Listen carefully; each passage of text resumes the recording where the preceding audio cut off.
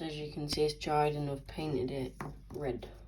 Put some shiny glittery love hearts on it, that's all I had. And then used a ball bearing the eye. And it's done, but I just need to put these in it and then some hooks and it's done. But these ones are done, just need hooks in them. Right, so as you can see, it's done. And it has hooks on it, and that is to attach it, and it's got the weight here. But I had to put some tape around it so it didn't come off. But anyway, thank you for watching.